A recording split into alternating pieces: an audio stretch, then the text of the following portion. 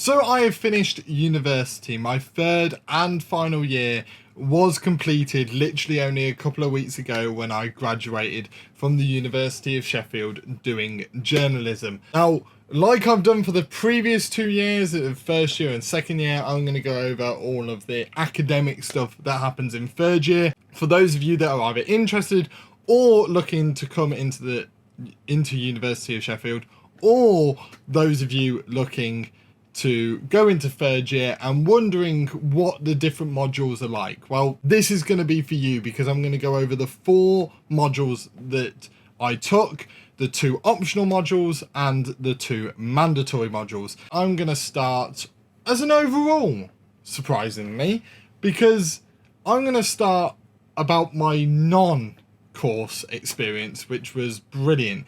You might have seen, if you've seen my previous videos on my third year at university or my graduation video, how much I've just loved the university life. University life in Sheffield is special. It will always hold a special place in my heart because it is that good. And for third year, for whatever reason, it just gets better.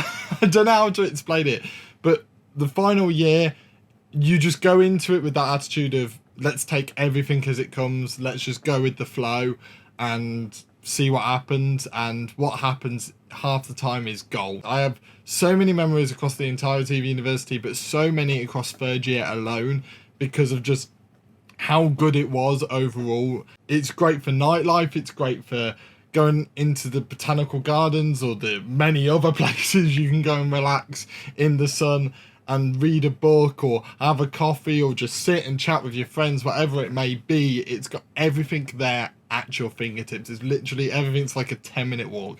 It's brilliant and I couldn't recommend it enough, and I wanted to touch upon that before going into everything else because I felt like once I start talking about the academic stuff, I won't be able to stop, because first up is our first optional module, which ended up being gender, feminism and the media.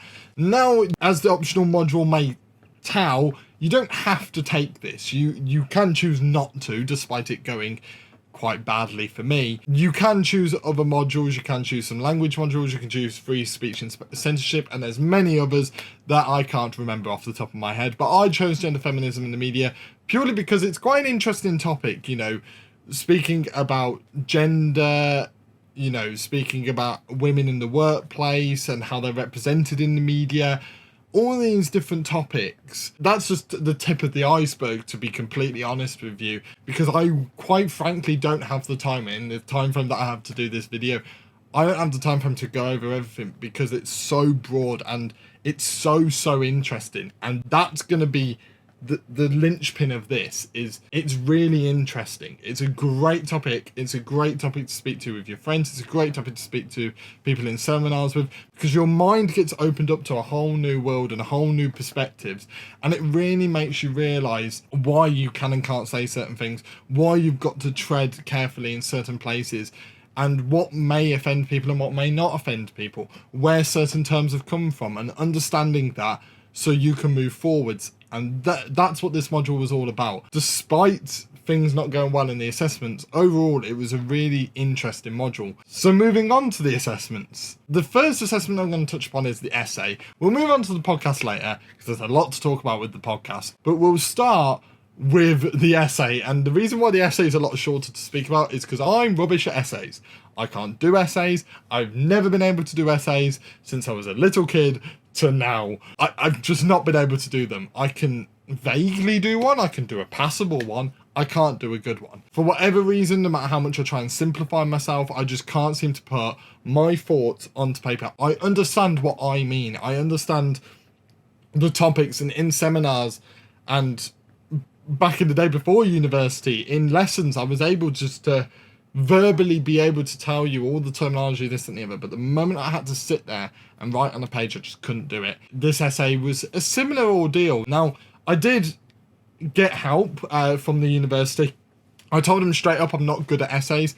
They offered me some extra support in that. They offered me extra advice into how to simplify things, how to make things easier for me. But by doing that, my grade naturally did slip in comparison to others who were able to delve into things a bit more complicated. So naturally, my grade was a bit lower.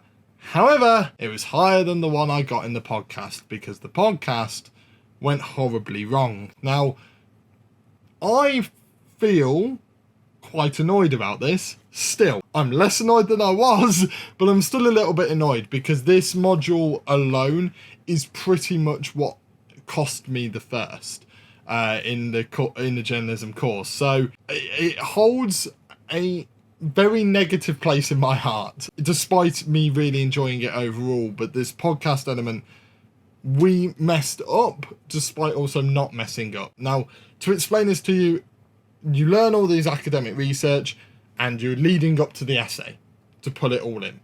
Then there's this podcast that's shoved in the middle to add a practical element, and you've got to discuss a topic in gender feminism in the media and discuss it within a podcast and within an academic podcast setting with interviews, etc. We, as a collective, looked at the mark scheme and it did not mention that we had to speak about academic research. Nowhere did it mention that you had to. It said you could, but it never said that you had to. And we got marked down heavily, not slightly, heavily, because we didn't use any. That hurt. That hurt a lot. And it really annoyed us because we spoke about doing it. We spoke about actually putting some in, but we chose not to because it wasn't stated in the mark scheme that you had to include it. We did hold a meeting with the markers and the two supervisors that marked all of our work, and they, in fairness, they took an hour out of their day to explain it to me and one of the other people in my group who was also very annoyed to what went on and to why they made the decisions that they did. Do I fully agree with those decisions? Not quite. Do I understand them a lot more than I initially did? Yes, and that's what matters, because I feel like a lot of the time at universities, if you don't get the grade that you want and the feedback that you're given you don't fully understand, you're kind of just told to deal with it. And the benefit of the University of Sheffield, they actually didn't just say, oh, just deal with it. They went, all right, come and have a meeting. Let's discuss it. Let's discuss in more detail. Let's go through all the questions that you have and let's spend an hour talking about this. So you're not sat there going, why, consistently. And it worked. We sat there for an hour. We went back and forth. Some parts of it ended up a bit heated because we were angry. We were angry. And we apologised at the end for being angry, but we were angry. And, at the end of it, I walked away calmer, understood it a bit more, still upset, still annoyed at the decision that they made, but understanding the decision that they made. And ultimately, that's a better situation to be in because I could move on past that point. And move on, I did, into the television and radio production module, the broadcast module, the module I've been waiting for 3 years. From the open days where they walk you through all the facilities to this third year, I finally got to use some of them. Now, I'd already used the radio booths in second year, and the broadcast module in second year I enjoyed. I thought it was good. I thought some elements of it could have been better. And they got better purely because of the lecturers alone. Both the head of radio and the head of TV left. And we were very, very concerned. Obviously, choosing a module where you're having brand new teachers in both is quite concerning. But Jenny and Chris elevated it to the next level. I have never experienced a level up like it in teaching at any level of schooling, let alone trying to do it at a degree level. Now, Sheffield is already the best practical journalism course in the country, right? So naturally, the broadcast module is going to be good. But they managed to elevate it to a whole new level. They managed to make me understand broadcast more than I ever did before and actually feel prepared for the industry. It helped me in doing Forge TV later that year and being deputy station manager for Forge TV for that year. It managed to make me understand so much more going into that I was able to go in calm and collected rather than being all frantic and panicking like previous years had been for Forge TV. We managed to go in calm, managed to plan everything out and understand everything that needed to happen. And that is because of Jenny and Chris. Jenny and Chris believed in us despite not having the experience and despite not having the education that we probably needed to at that stage.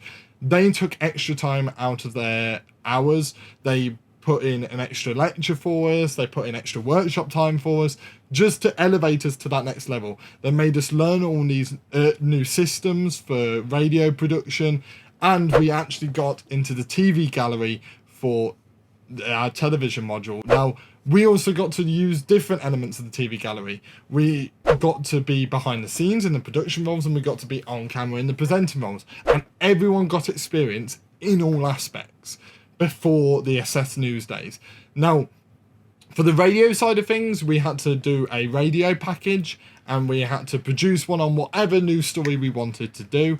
And mine ended up being really good. I ended up doing it on the cost of living crisis that was really, really bad at the time. It's still bad now, but it was a big talking point at the time. Managed to localise it to the area and produced a piece that I was really proud of, that I thought was really creative, and Jenny really enjoyed and I got a good mark for. I wouldn't have been able to do that without Jenny. I wouldn't have been able to learn all those skills to be able to produce a package that I was really proud of. I was barely able to do the basics, let alone anything else. In the TV production side, I managed to be presenter, and I managed to be a producer for the news days, and he believed in me as well, you know, despite me mucking up a few times in the practice news days and the practice sessions within the presenting role of reading the auto cue and me struggling with that. He believed in me, believed that I could do well, and in the end, me and my mate Josh sat on the sofas together and we managed to produce a bulletin that we can be absolutely proud of, including a live interview element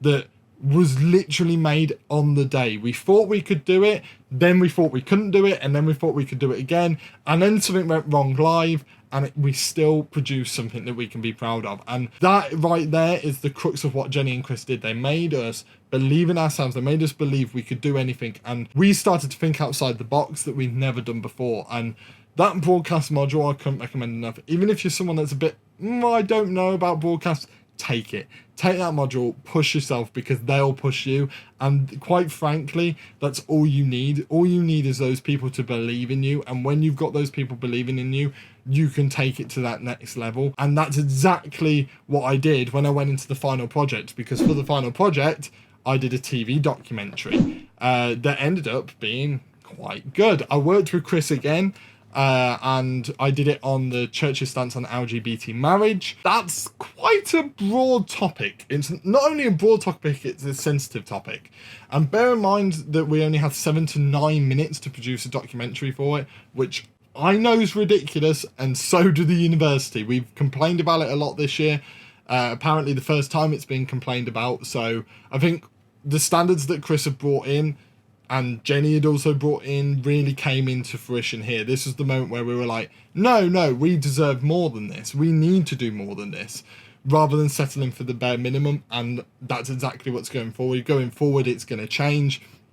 More's going to be asked in terms of time frame, because you'd expect a shorter time frame to be easier. No, 7 to 9 minutes isn't long enough to actually get the topic across, and it was really hard to produce a very good piece of work and a first level piece of work in 7 to 9 minutes. If you gave it even just 12 to 15 minutes, it's only that little bit longer, but it saves so much time in the fact that you can dwell on things, right? Within the piece, you could dwell, you can actually speak about it with passion, you can give backstory to all of your interviewees that none of us were able to do because you just didn't have the time. I really enjoy this module.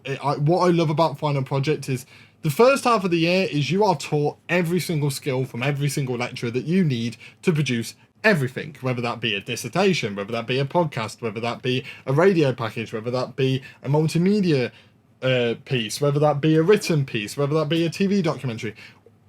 Amongst the others, whatever it may be, they teach you everything along the way that you need to know. Even as someone like me, who is set on doing a TV documentary, I still learn the other skills. I still learn all of the things I would have needed to do the others. And that's good. Some people saw that as a negative, but I say it's a good thing, because it just shows my adaptability to an employer now, in the fact that I know these softwares vaguely that I needed to know for the other things. I know roughly what I need to do if I was to make a multimedia piece and make it an interesting multimedia piece. I would know what to do for a radio packet. I know roughly what to do for a dissertation. Did I want to do those things? No, but I now know that. I now have that knowledge, and that knowledge also helped me with my documentary. There were certain elements that I took from other parts into the documentary to make my documentary better. Now, my documentary wouldn't have been as good without my work experience at Deadline Digital, which was incredible. Recommend that company to literally anybody. If you are a journalism student anywhere, look at Deadline Digital, get in contact with them, because they are brilliant at what they do.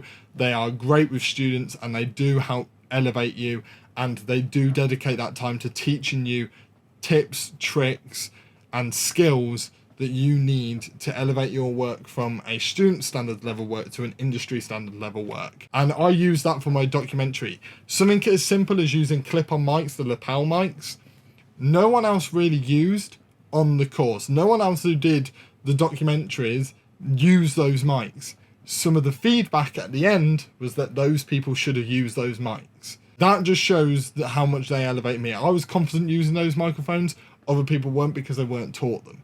So getting those work experiences before your final project can really help you elevate your work going into that, let alone what you can produce at the end of that. And what I produced, I was really, really proud of. And quite frankly, I got really good plaudits for. I couldn't be prouder of it. I think it's a really nice piece of work. I think it could have been better with given more time.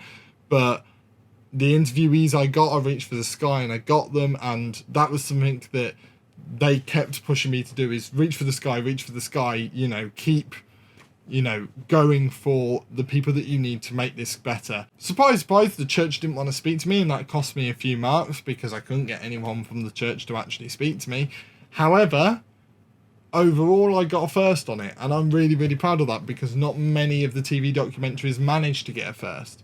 So I'm just really proud of what I managed to produce a piece of work that was above a lot of other people, because of the way that I was able to put all my experiences in this, despite having the limitations of not being able to speak to the church directly. Alongside everything that I've explained to you so far, I had to produce, alongside a group of 7 other individuals, a magazine from scratch. From complete scratch. From the moment of putting pen to paper of what the idea for the magazine is, what the name of the magazine is, we had to do all of that from scratch, from start to finish, to producing an online magazine. Now, you could either do a print magazine, a digital magazine, or a website. We decided to do a website because we ended up being a food magazine. If you follow my Twitter or my Instagram, you would have probably seen 20 times over me tweeting and posting about all these different elements that were going on over the last 4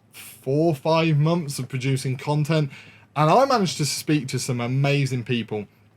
For example, Dan Lee, winner of MasterChef The Professionals, managed to speak to Michelin-starred chef Tom Kitchen, managed to speak to Sky Sports pundit Laura Turner, and managed to speak to food critic William Sitwell.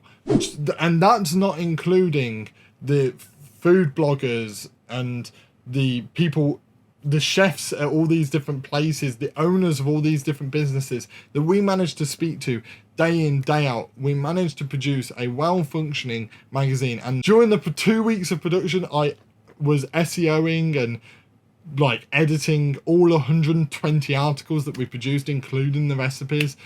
While other people were doing social media, writing articles, I was also writing articles. All of this was going on, and it was mental. And this was all alongside everything else that I've already explained. Now, I know that might seem completely overwhelming, and I completely get if it is, because so did we. We thought the same on paper. We were like, okay, this is completely overwhelming. We're going to be screwed here. But in fairness, they helped you every step of the way. It was like a step-by-step guide, and that comes from Yvonne and Emma, who literally led that module like a well-oiled machine. It was incredible to watch how they managed to keep track of everything that was going on. I will never know, but they did. They managed to keep a track of everything, and we came away with it with a good grade. And quite frankly, yes, the grade was good. Could have been better. Our entire brand could have been better, but all I ever think about with that module is the experiences that I got and the skills that I gained. I already know SEO because of YouTube, but I had to elevate the SEO I was doing to be able to get the magazine to show up on Google, to show up on social medias, from SEOing and editing all these articles to optimize it for search engines across the world. And we managed to hit America, we managed to hit Singapore, we managed to hit Japan, we managed to hit Brazil, Australia, all these different places we managed to hit with viewers who we do not know and will never meet in our lives, commenting and interacting with all of our posts and all of our articles. It was an amazing experience, and the skills that I gained from that, the stress that I gained from it was high as well, but the skills just outweigh everything that I got. And quite frankly, the last 6 months of my university experience was final project and magazine alone, and that was stressful. It was only 2 modules, but it was 2 modules where you barely had any contact time with the lecturers and you had to do everything in your own time. That sounds like a dream, but it also requires extreme amounts of organisation. Luckily, I'm a complete control freak in my own life, and I like to plan everything. So luckily for me, my diary was full. I managed to keep track of everything, and I did that for the magazine as well. I created these different spreadsheets to keep track of all the articles that everyone was producing, so we were able to keep an eye on who was doing what, when things are needed for, when things maybe aren't needed for, and we managed to produce a good magazine that was going forward really well. Obviously it had to end at some point, but it was going well. I also managed to produce a podcast for that. I forget about the podcast all the time, but me and one of the girls in my group, Jasmine, both managed to produce a podcast again from scratch. Jingles, thumbnails, social media clips, everything, all from scratch, getting the guests all from scratch, purely for this module. And that is stressful when you're trying to get people in the industry and people to speak to you, and usually you're only trying to speak to one person a week for the news days that we were doing, or a couple of people a week. This was a couple of people a day. This was the closest we've come, bar work experience that I had at the Sheffield Star and Deadline Digital, the closest we'd come to a proper newsroom. Now luckily those experiences managed to help me do this and do it well, but it was still stressful. It was still something that took a toll, and by the end of it we were all knackered because we'd had all year go on all these different modules, and in the last 6 months, Easter, I didn't have a break. It was a 3-week Easter break, and I don't think I had a break for any of it. I think I had 1 weekend off. The rest of it I was interviewing people, recording things and editing and all of this, and it was just a crazy experience, but overall it was a brilliant one. If you are someone going into Sheffield and you're thinking, oh, I'm not sure if I want to go for journalism here, I've heard maybe final year is a bit stressful, or, what am I going to do here? They walk you through everything. They really do support you. That's the one thing that I love about Sheffield, is the lecturers care.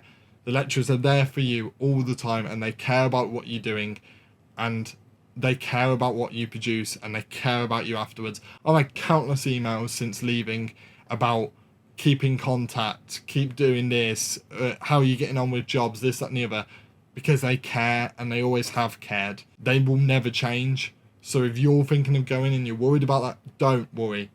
They will care, they will support, they will walk you across the process. And for anyone in second year or first year going into the future years, third year is a blast. It's tough, it's draining, and by the end of it, you're going to want a holiday. Bloody hell, I had 2 of them. You're going to need that, but ultimately it's worth it. For every bit of experience you get in that third and final year, make the most of it, push yourself as hard as you can, reach for the stars of interviewees, because I've just named 4 there that I got, and they are people in the public eye. They are people that have names that are recognisable to people all over the world, and that all came from my effort. So if you put that effort in, it's going to work out, it's going to go well, and ultimately you're going to have a great experience, because overall it was absolutely brilliant. So that's it. That's my review of my third and final year at university. That is also my last review of my time at university, because it is now over. My university experience is over, and I'm now looking into the scary, dark, real world. I'm scared. And when I get a job, wherever that may be, whatever it may be, you guys will be the first to know. Trust me on that. And I shall see all of you in the next video. See ya!